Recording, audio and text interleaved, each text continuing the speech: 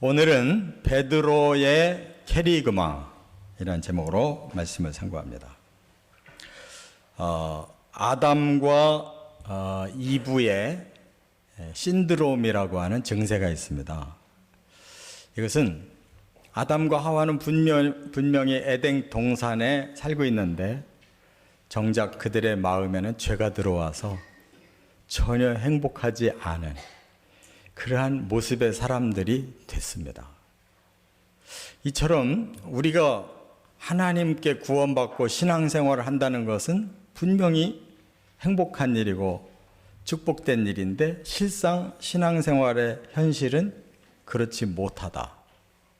이게 아담과 하와의 신드롬이라는 겁니다.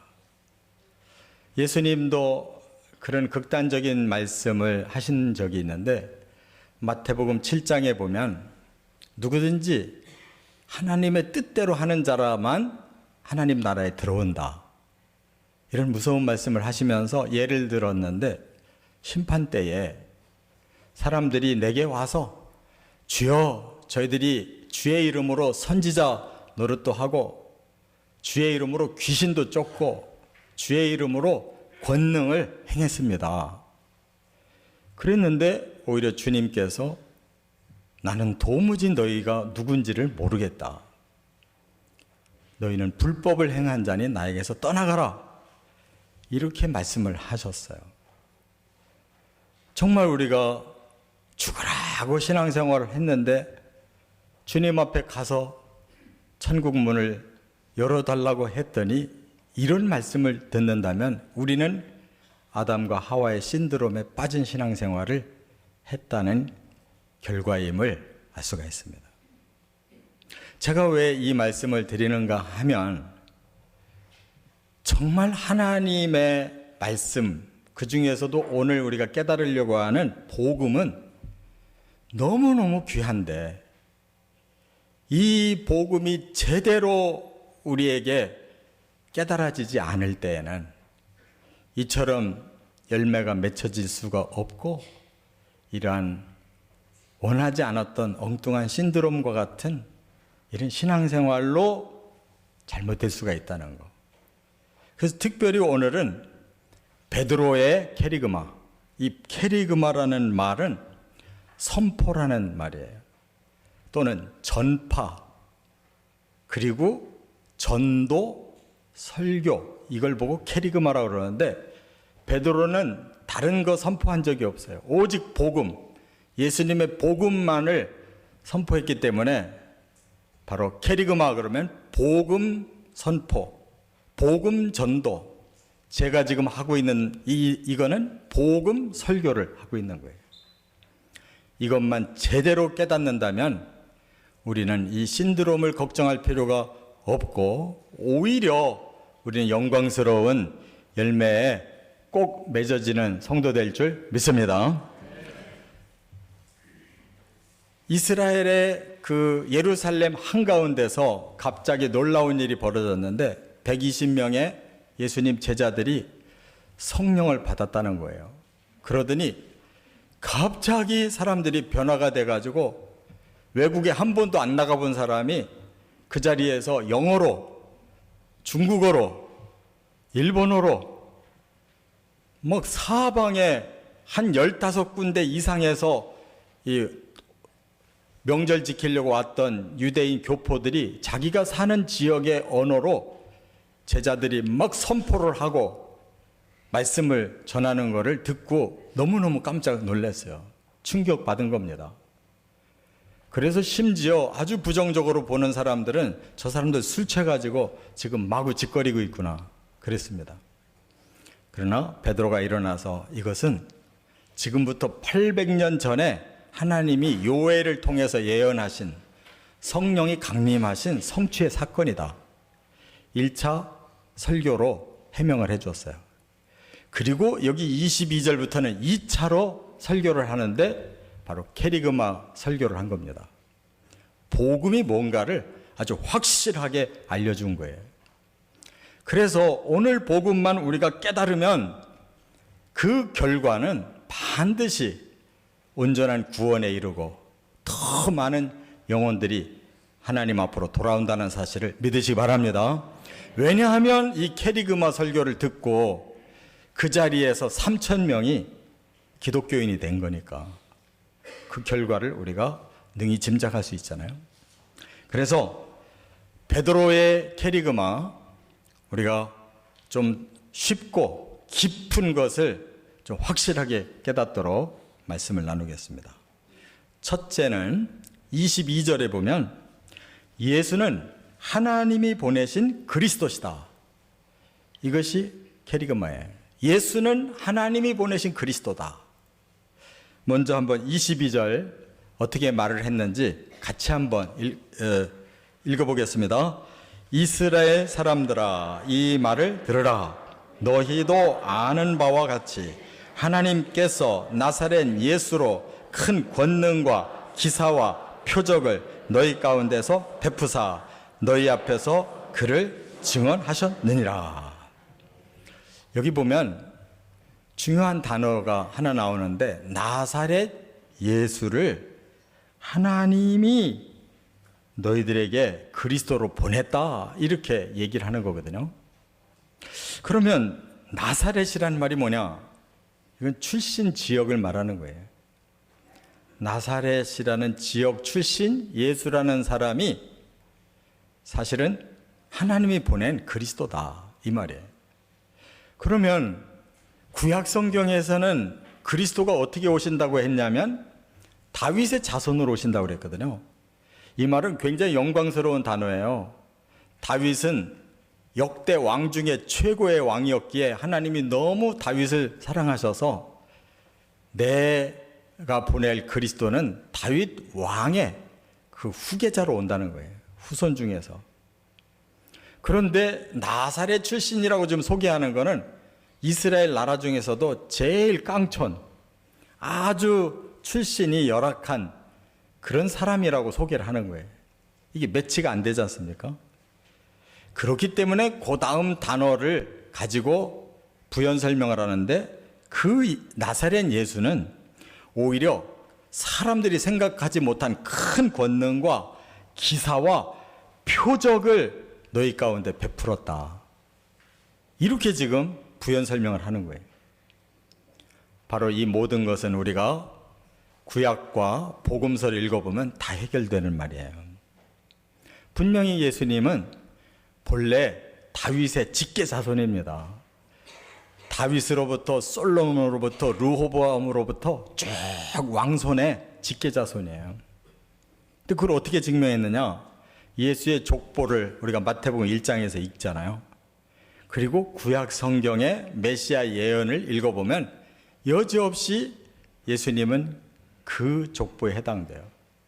그래서 하나님이 이걸 증명케 하시려고 그 시대 로마의 황제인 옥타비아누스에게 명령을 하게 합니다. 로마 제국의 모든 백성들은 호적을 다시 해라. 그래서 나사렛에서 살고 있던 예수의 의부 요셉과 어머니 마리아가 그 두 사람이 다 다윗의 자손들이에요. 그렇기 때문에 다윗이 태어난 곳이 바로 베들레헴인데 그곳으로 호적하러 내려갑니다. 그때가 바로 마리아가 만삭이었어요. 그래서 미가서 5장 2절에 메시아는 베들레헴에서 태어난다고 이미 예언을 해놓은 그대로 예수는 기적같이 베들레헴에서 태어납니다. 다윗의 자손으로 태어나요.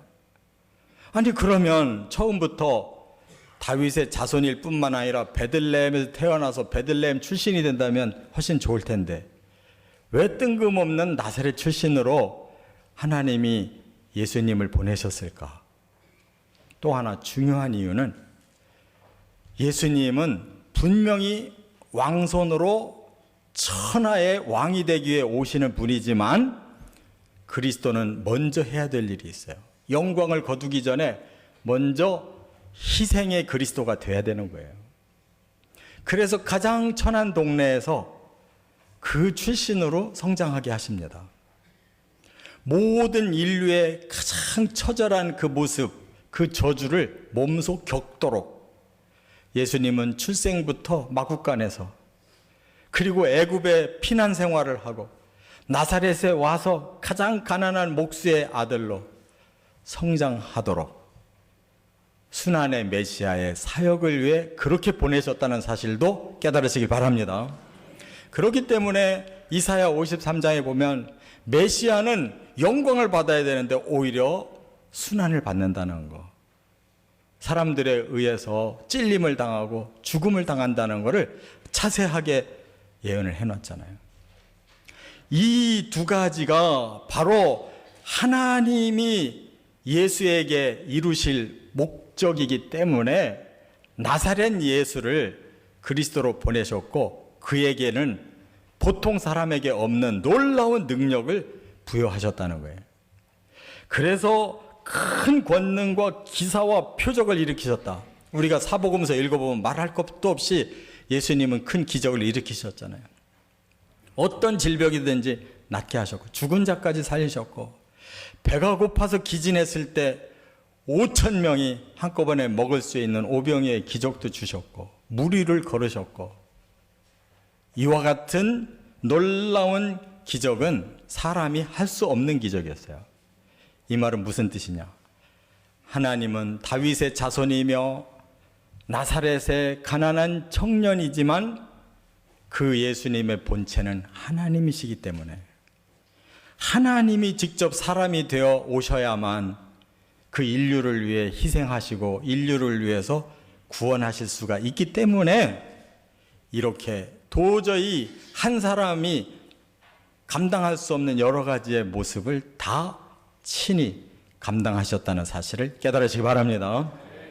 그렇기 때문에 예수님이야말로 구약 성경에서 예언하신 모든 면에서 다 메시아 그리스도가 확실하다는 거예요. 바로 성경은 이렇게 해석되어져서 예수에게서 바로 가장 위대한 왕이시며 인류를 위해서 가장 크게 희생하신 희생자이시고, 바로 그 일을 아무 사람도 할 수 없지만 하나님이시기에 하실 수 있다는, 하나님이 사람 되어 오신 임마누엘이라는 이름이 그래서 예수에게 성취된 줄 믿으시기 바랍니다. 모든 성경이 다 여기에 집대성이 되고 단 한 가지도 오류가 없고 이 말씀하신 그대로 예수가 오셨다고 이렇게 증거하고 있는 거예요.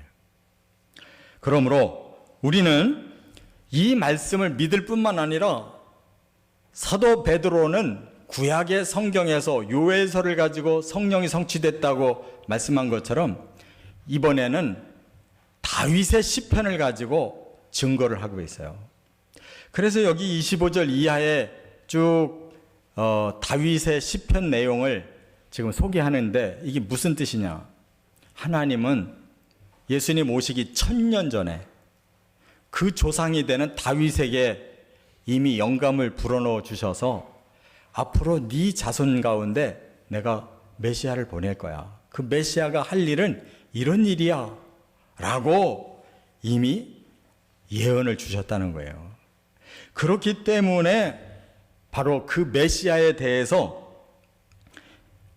그 예언을 그대로 이루었다라고 지금 베드로가 이렇게 증거를 하고 있는 것입니다. 성경은 세상 책과 다릅니다. 세상 책은 아무리 정밀하고 위대해 보여도 깊이 깊이 읽어갈수록 허술하고 앞뒤가 안 맞는 거예요.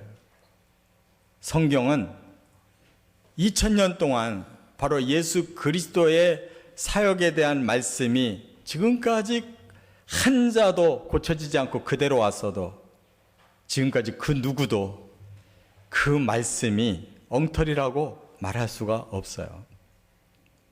다만 우리가 덜 깨달아서 이해를 못할 뿐이지 말씀 자체가 틀리거나 엉터리는 전혀 없다는 사실을 깨달으시기 바랍니다. 두 번째, 23절부터 32절에 보면 예수는 십자가에 죽으시고 부활하셨다 하는 것이 캐리그마라는 거예요. 여기 23절과 24절 한번 읽어보겠습니다. 다 같이.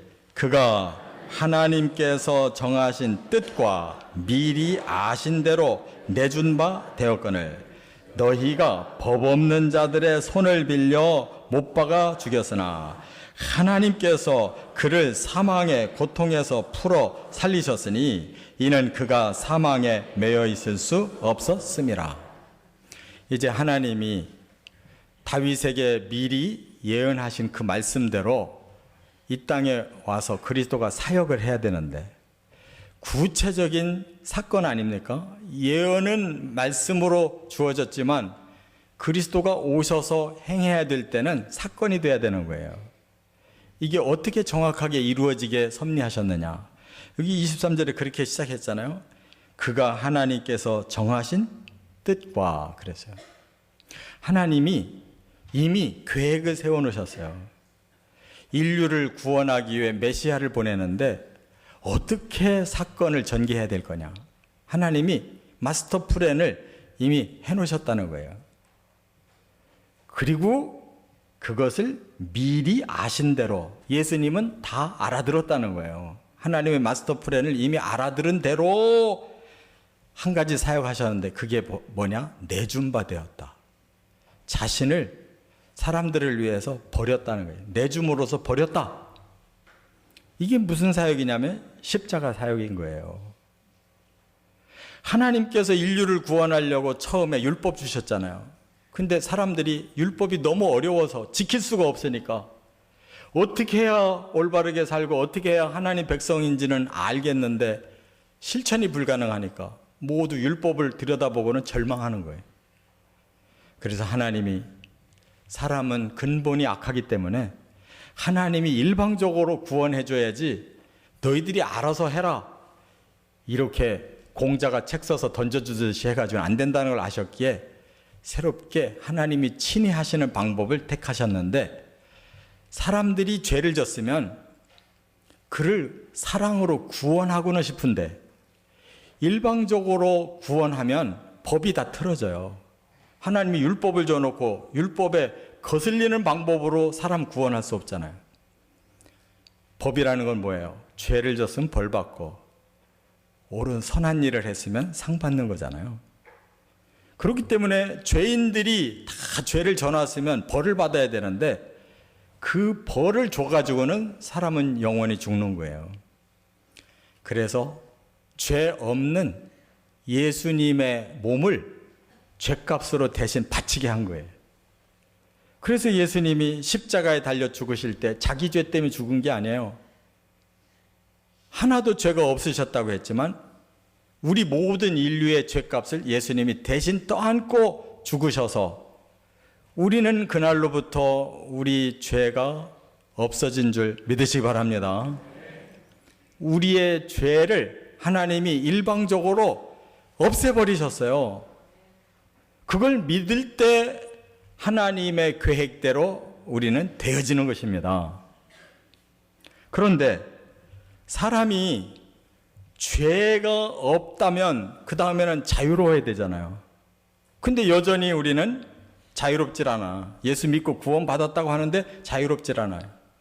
왜 그러냐? 아직 저주가 풀리질 않아서 그래요. 감옥에 들어앉은 사람에게 사면령을 내렸어요. 그러면 계속 감옥에 있으면 사면령이 아무 소용이 없잖아요. 감옥 문 열고 끄집어 내줘야 그 사람이 구원이 온 거예요. 그러기 위해서 예수님의 몸을 먼저 부활시키셨어요. 부활이라는 건 뭐예요? 저주가 사망인데 부활이라는 것은 그 저주가 풀어졌기에 생명을 얻은 거예요. 그래서 우리에게 그 저주를 풀고 다시 사는 이 생명의 부활을 주려고 예수님이 제일 먼저 부활하셨다는 사실을 믿으시 바랍니다. 그리고 예수님이 그 디데이를 정해놓으셨는데 어느 날 이 땅에 오시는 날, 그날이 우리 모든 인류가 하나님 앞에 구원받기 위해 부활할 수 있는 기회의 날이라는 것을 하나님이 정해놓으셨어요. 그렇기 때문에 우리는 예수를 언제까지 믿어야 되냐? 부활할 때까지 믿어야 돼요. 예수님 오시기 그 전날 우리가 예수 믿는 걸 포기해버렸다. 십자가만 붙들고 있고 부활을 못 믿고 있다. 소용없어요. 사면령만 붙잡고 있으면 안 돼요. 감옥문 열릴 때까지 기다렸다가 열고 나와야 된다, 그 말에. 이게 하나님의 마스터 플랜인 줄 믿으시기 바랍니다. 이 일을 진행하시려고 하나님이 구체적으로 오다를 내리셨는데, 유대 관원들, 이들이 법 없는 자들이잖아요. 그들을 통해서 십자가에 못 박았다 그랬어요. 법 없다는 말은 하나님의 깊은 뜻을 모르는 자들이라는 뜻이에요. 유대 관원들은 자기들 권력이 손상을 받을까 봐 예수를 빨리 죽이려고 앞장섰어요. 또 군중들, 이들은 처음에는 예수님이 너무너무 좋았어요. 인기가 좋았는데 계속 십자가지라는 얘기를 하고 계속 어려운 얘기만 하니까 실망해가지고 저 사람이 그리스도가 아닌 게벼 그러고 버린 거예요. 그 다음에 빌라도 총독, 가만히 보니까 별로 죄가 없는 것 같은데 저렇게 자기 민족이 죽이려고 하는 걸 보니까 이거 안 해줬다가는 내가 총독 자리가 위태하다. 그래서 죽이는데 가담했어요. 이들에 의해서 십자가를 못 박게 한 거예요. 십자가에. 그러나 더 큰 배경이 있어요. 바로 사탄이 뒤에 있습니다. 사탄은 이 세상의 신이 되려고 하는 자예요. 그런데 하나님이 어느 날 그리스도를 보낸 거예요. 가만 놔뒀다가는 자기가 왕자리에서 쫓겨나고 멸망하게 생겼다고 아는 거예요. 그래서 제일 예수를 죽이고 싶은 자, 바로 사탄이에요.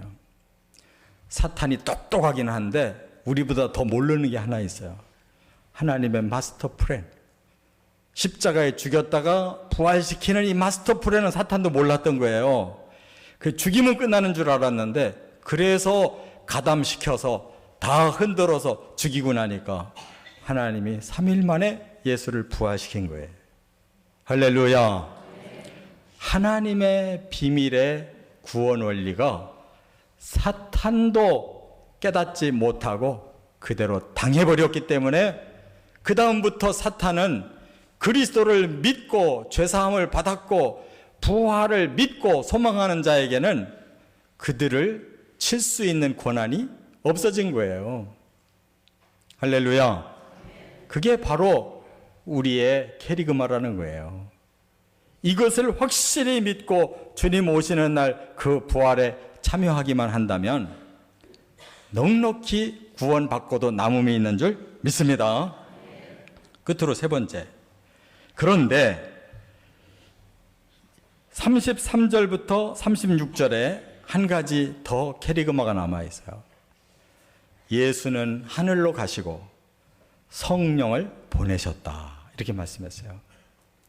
오늘 본문 33절 한번 같이 읽어보겠습니다. 하나님이 오른손으로 예수를 높이시매 그가 약속하신 성령을 아버지께 받아서 너희가 보고 듣는 이것을 부어주셨느니라. 하나님이 예수를 들어 올리셨대요. 높이셨대요. 물론 본체가 하나님이시니까 다시 하늘나라로 가는 거 마땅하지만 단순히 그것만을 위해서일까? 아니에요. 여기도 비밀이 있는데 예수님이 밝히셨어요. 요한복음 14장 2절에 이렇게 말씀했어요. 내 아버지 집에 거할 곳이 많도다. 그렇지 않으면 너희에게 일렀으리라. 내가 너희를 위하여 거처를 예비하러 가노니 가서 너희를 위하여 거처를 예비하면 내가 다시 와서 너희를 내게로 영접하여 나 있는 곳에 너희도 있게 하리라. 바로 예수님은 하늘로 올라가신 이유가 혼자 영광 받으시려고 올라가신 게 아니고 천국, 우리들이 살 집을 다 준비하러 올라가셨음을 믿으시기 바랍니다. 그동안 예수님이 안 계신 이 땅에 대신 일해야 될 분을 보내셨어요. 그분이 성령이신 것입니다. 오늘 우리가 신앙생활 잘하려면 하늘에 계신 예수님도 믿어야 되지만 이 땅에서 친히 역사하시는 성령을 우리가 모시고 순종하고 복음과 함께 살아야 될 줄 믿습니다. 그러는 동안에 하늘에서는 예수님이 뭘 하고 계시느냐? 우리를 위해 중보하고 계신데요. 중보. 우리가 계속 하나님 앞에 바르게 살고 또 그날까지 잘 신앙을 지탱하도록 예수님은 계속 하나님 앞에 기도를 하고 있어요. 그래서 우리가 기도 끝에 누구 이름으로? 예수 이름으로 그 중보자를 빌어서 하나님께 기도하는 거예요. 그런데 다윗에게 바로 이러한 예언을 다 주셨어요. 시편 16편에도 8절부터 11절까지, 시편 110편에도 1절부터 6절까지 이 모든 메시아가 하셔야 될 일을 다 예언해 놓으셨어요. 그래서 베드로가 바로 이것을 낭독한 겁니다. 너희들 봐라. 이미 다윗을 통해서 이렇게 예언한 대로 예수님은 흑암에서 사망으로 그대로 있지 않고 다시 살아나셨다.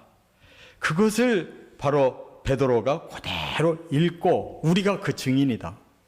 예수님이 분명히 죽으셨었는데 3일 후에 우리 앞에 살아서 나타나셨다. 우리가 증인이다 라고 말하고 있는 거예요. 그리고 시편 110편 1절에는 바로 하나님이 그를 부르셨는데 후에 악한 자를 심판하기 위해 기다리고 있으라고 말씀하셨다는 거예요. 그리고 베드로는 그 이상의 설교를 하지 않았어요. 왜냐하면 그날 구원만 시키기 위해. 그러나 우리는 이미 신자가 됐기 때문에 그 다음 구절을 깨달아야 돼요. 시편 110편 4절에 보면 예수님은 멜기세덱의 영원한 반차를 따른 제사장이 되셨다. 중보기도 하고 계시다는 거예요. 6절에 보면 그는 심판자로 임하실 것이다 라고 말씀하므로 장차 이 땅에 악한 자를 심판하고 우리를 부활시켜서 구원을 완성하려고 하신다는 거 다 시편 110편에 예언되어져 있다 그 말이에요. 우리는 그것까지 알아야 될 줄 믿습니다. 왜냐하면 주님이 오실 날이 멀지 않았기 때문에. 이렇게 하나님의 계획은 분명하고 예수님 오시기 전 1000년 전부터 바로 메시아의 사역을 예언하고 800년 전에 성령을 보낼 걸 예언하고 예수님이 그대로 죽으시고 부활하셨고 하늘로 올라가셔서 지금도 천국 준비하고 우리를 위해 중보하시고 디데이를 정해 심판의 날 오시겠다고 지금도 진행되고 있다는 거예요. 이것만 확실히 깨닫고 믿으시면 구원은 하나님이 완벽하게 우리에게 보장하시는 줄 깨달으시기 바랍니다. 뿐만 아니라 우리만이 아니라 이 복음, 이걸 캐리그마라고 그러는데 캐리그마만 바르게 전달하면 또 다른 영혼들도 반드시 하나님 앞에 돌아올 줄 믿습니다. 오늘 이 말씀이 저와 여러분과 앞으로의 모든 세대 사람들에게 영원한 축복의 복음 되어지기를 주의 이름으로 축원합니다.